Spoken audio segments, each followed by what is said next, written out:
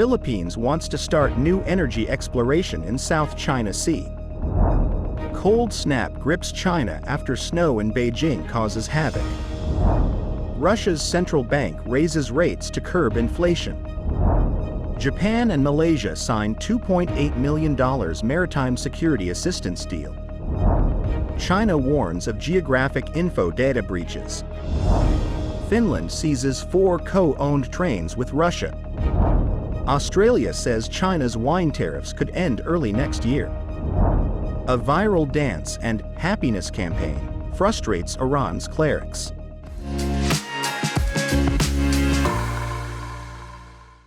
Hello, I'm Johnny. Thank you for joining us on Funday News. It's Monday, December 18th, and here are your top stories.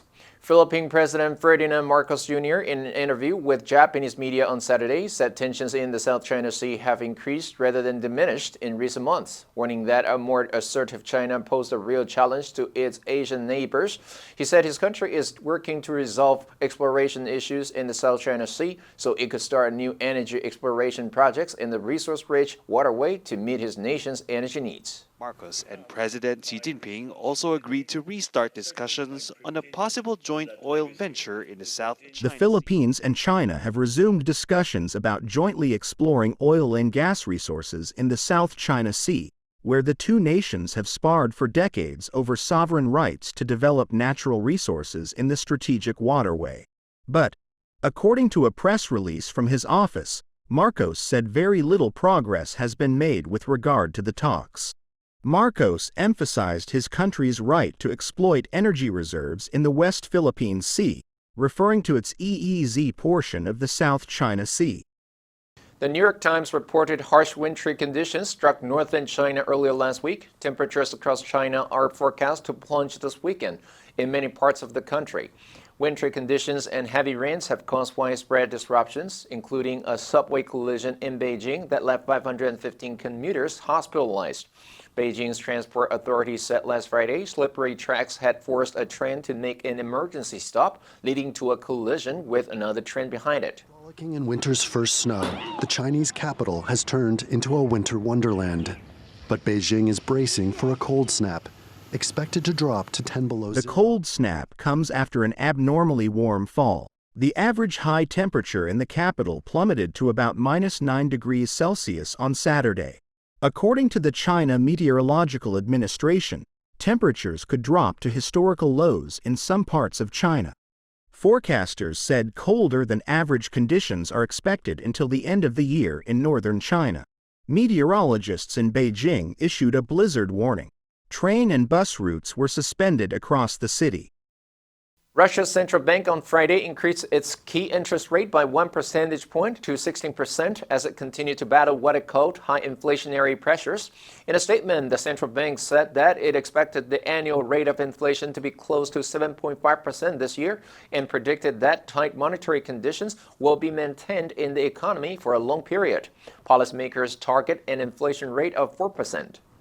The head of the Bank of Russia, Elvira Nabulina, said that the interest rate increase was necessary to prevent the economy from overheating.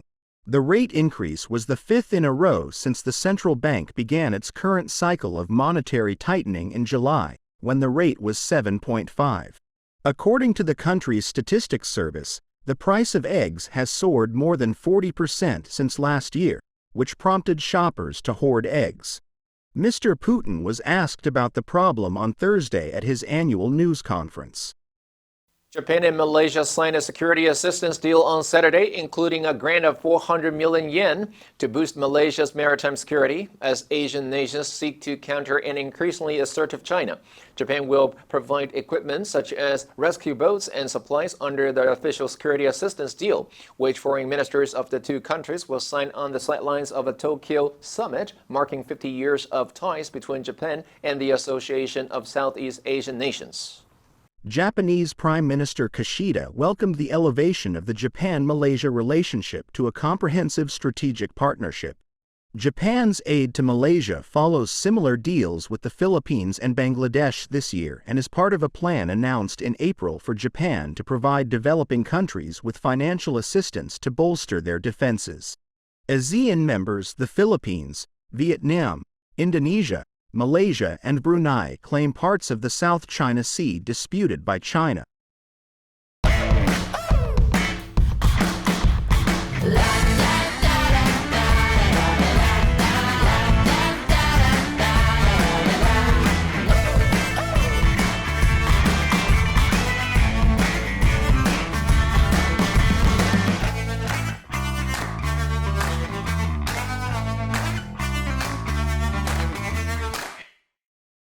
China said it detected foreign geographic information software that could be compromising confidential and sensitive data in key sectors, including its military. The government warned security departments to conduct in-depth checks to stem any further breaches. China's Ministry of State Security said an extensive investigation found overseas geographic information system software was being used to collect data, some involving state secrets, posing a serious threat to China's national security. The Chinese government revealed the threat in an article on its WeChat public account last Monday.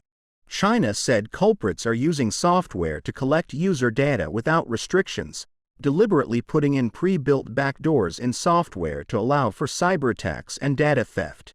The government said by stealing high-precision geographic information data, three-dimensional geomorphological mapping of specific areas in its transportation, energy, military, and other important fields could be open to threats.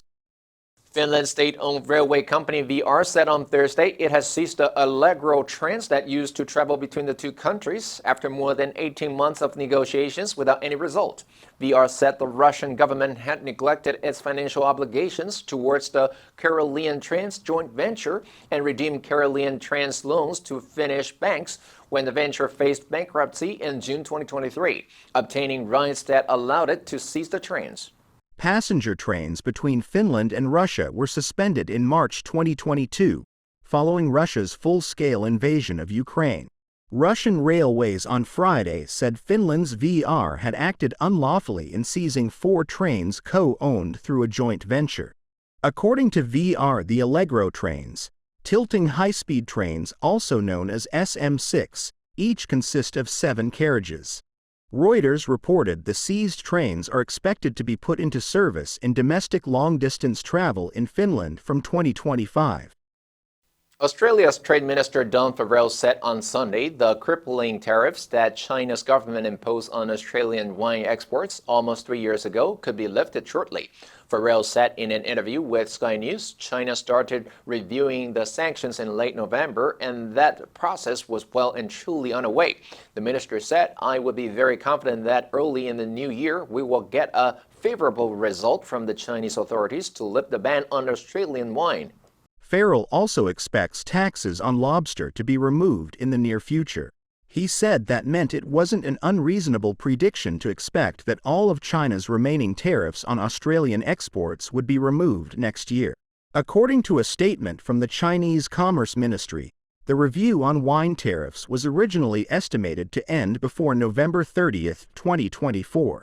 The nation imposed anti-dumping tariffs of up to 218% on wine in March 2021, decimating what had been one of Australia's major overseas markets.